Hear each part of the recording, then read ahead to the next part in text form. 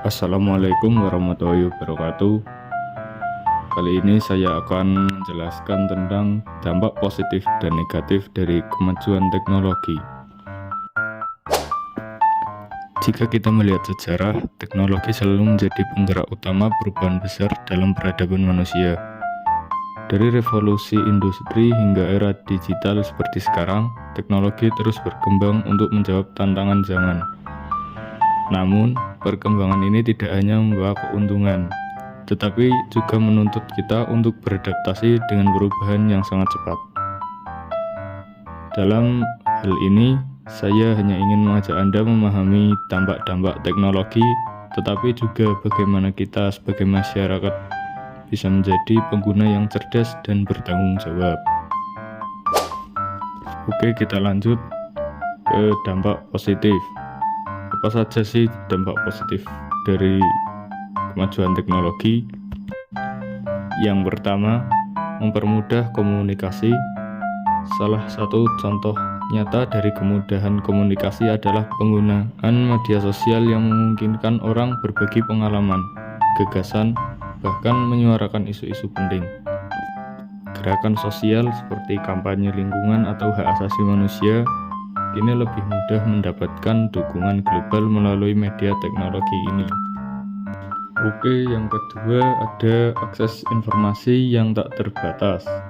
Tidak hanya pendidikan, akses informasi juga membuat dampak positif dalam sektor kesehatan. Teknologi telemedicine misalnya memungkinkan pasien berkonsultasi dengan dokter secara online yang sangat membantu, terutama di daerah terpencil atau saat situasi darurat seperti pandemi.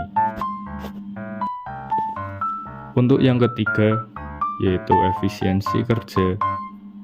Selain itu, teknologi juga membantu mengurangi dampak lingkungan dalam industri. Contohnya adalah penggunaan perangkat lunak, perencanaan yang memungkinkan perusahaan meminimalkan limbah dan efisiensi energi yang lebih baik. Dan masih banyak dampak positif lainnya. Selain adanya dampak positif, juga terdapat dampak negatif pada era kemajuan teknologi saat ini. Beberapa dampak negatif yang sering kita temui yaitu adalah ketergantungan terhadap teknologi. Ketergantungan ini juga mempengaruhi pola pikir generasi muda. Banyak dari mereka lebih memilih solusi instan yang disediakan oleh teknologi, sehingga kemampuan problem solving manual mereka mulai berkurang. Hal ini menjadi tantangan bagi dunia pendidikan untuk menyeimbangkan penggunaan teknologi dan pembelajaran tradisional. Lalu ada dampak negatif yang berupa masalah privasi. Salah satu contoh kasus nyata adalah kebocoran data besar-besaran yang melibatkan platform media sosial. Kejadian ini tidak hanya merugikan individu yang datanya disalahgunakan, tetapi juga menciptakan ketidakpercayaan terhadap teknologi itu sendiri. Setelah itu ada juga dampak sosial dan kesehatan. Selain dampak fisik seperti gangguan mata dan postur tubuh, ada juga dampak psikologis yang sering tidak disadari, seperti kecemasan dan depresi akibat tekanan sosial yang muncul dari media sosial. Banyak orang merasa harus selalu tampil sempurna di dunia maya, yang sebenarnya tidak mencerminkan realitas. Selanjutnya, kita akan membahas bagaimana cara mengatasi dampak negatif dari kemajuan teknologi. Sebagaimana yang telah disebutkan, kemajuan teknologi tidak terhindarkan, tetapi kita dapat memilih bagaimana menyikapinya dengan bijak. Langkah pertama yang perlu kita lakukan adalah menggunakan teknologi secara bijak.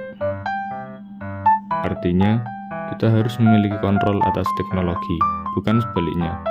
Misalnya, batasi waktu penggunaan perangkat elektronik, terutama bagi anak-anak, untuk menghindari ketergantungan berlebihan.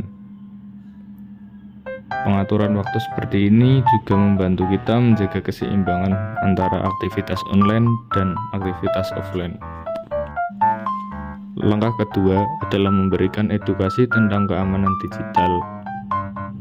Masyarakat harus memahami pentingnya melindungi data pribadi mereka agar terhindar dari ancaman seperti pencurian identitas dan penyalahgunaan data. Kampanye literasi digital di sekolah dan tempat kerja menjadi sangat penting untuk membangun kesadaran ini. Langkah ketiga adalah menyeimbangkan waktu online dan offline. Di era serba digital ini, banyak dari kita terjebak dengan layar ponsel atau laptop, sehingga lupa untuk berinteraksi langsung dengan orang-orang di sekitar kita. Padahal interaksi langsung sangat penting untuk menjaga hubungan emosional dan kesehatan mental. Selain itu, kita perlu meningkatkan literasi digital di masyarakat. Ini berarti tidak hanya memahami bagaimana menggunakan teknologi, tetapi juga memahami etika dalam penggunaannya. Dengan literasi digital yang baik, masyarakat dapat memanfaatkan teknologi untuk hal-hal produktif seperti belajar, bekerja, atau berkreasi, daripada hanya menggunakannya untuk hiburan semata. Terakhir, kita harus tetap memprioritaskan interaksi langsung dalam kehidupan sehari-hari. Teknologi memang memudahkan kita untuk berkomunikasi secara virtual, tetapi hubungan yang terjalin secara tatap muka tetap memiliki nilai yang tak tergantikan. Oleh karena itu, kita harus meluangkan waktu untuk bercengkerama dengan keluarga, teman, atau bahkan komunitas di sekitar kita. Dengan menerapkan langkah-langkah ini, kita dapat memastikan bahwa teknologi menjadi alat yang memperkaya kehidupan kita tanpa merusaknya. Semua solusi ini bukan hanya bertanggung jawab individu, tapi juga melibatkan peran keluarga, komunitas, dan pemerintah dalam menciptakan ekosistem yang sehat untuk penggunaan teknologi. Kesimpulannya adalah kemajuan teknologi membawa dampak positif dan negatif. Teknologi adalah alat yang mempermudah kehidupan, tetapi penggunaannya harus bertanggung jawab. Dengan bijak, kita dapat memaksimalkan manfaat dan meminimalkan resikonya. Terima kasih.